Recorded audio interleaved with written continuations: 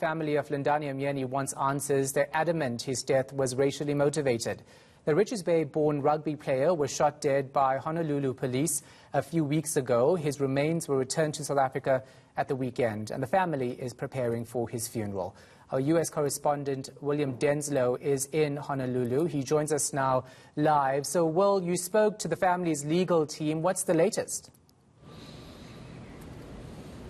Well, Shahan, that's absolutely right. We spoke to Jim Bickerton, representing Lindani Myeni's family just yesterday here in Honolulu, and he said that he's really asking the police to release several key bits of information that they believe are incredibly pertinent to this case. The first is they want to see more body cam footage released. Of course, we've seen that minute or so footage already unveiled by the Honolulu Police Department. What they want to see is police cam footage preceding that minute or so clip that they have provided to help give us a little bit more perspective into the run-up of that deadly incident. They also want to see more internal communications released from the police, just to know how they were talking as they were responding to this call-out for an alleged burglary. And critically, perhaps, what they want to see is Lindani Myeni's personal belongings provided back to them and to forensics teams. That includes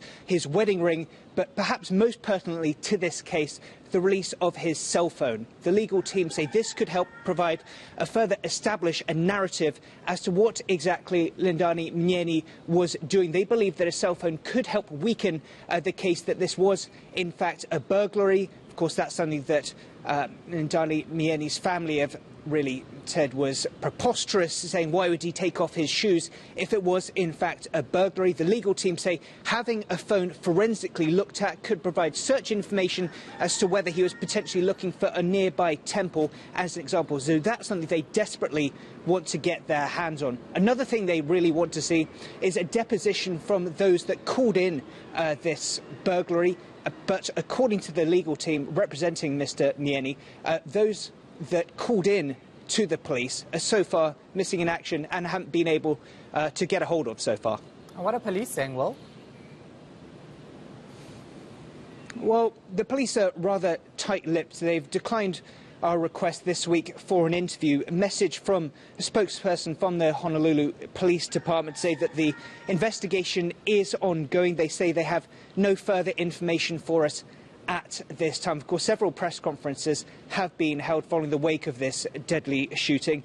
We've heard from the police chief, Susan Ballard, who's come out and said that the suspect, Mr. Myeni, didn't get on the ground. Another police representative says that the police that called to the scene didn't overreact to the situation. Some even saying they are proud of how the police on the ground conducted themselves. So that's certainly a very strong message from the police, but as they mentioned, their own investigations are ongoing.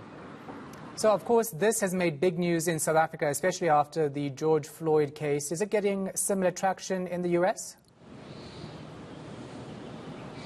Well, Shahan, we've been speaking to several civil rights lawyers here in Honolulu, and what they've been telling us is that over the past couple of weeks, there have been about 4 protests. Now, this isn't just in connection with the shooting of Mr. Myeni, but also a shooting of a 16-year-old Micronesian boy as well, who was shot in his car multiple times by police, according to these civil rights lawyers that we've been speaking to. So they're certainly seen as commonalities between these cases and a real sense of anger from some in the community. What we've been seeing is a pattern of shoot first, ask questions later. Of course, when it comes to the case of Mr. Myeni, plenty of questions being asked by activists, by these civil rights attorneys, as to why the police didn't introduce themselves appropriately when they arrived on the scene. That is something they desperately want answers to, and of course this all comes in the wake of the trial and the sentencing, or I should say of the conviction of Derek Chauvin, the police officer involved in the killing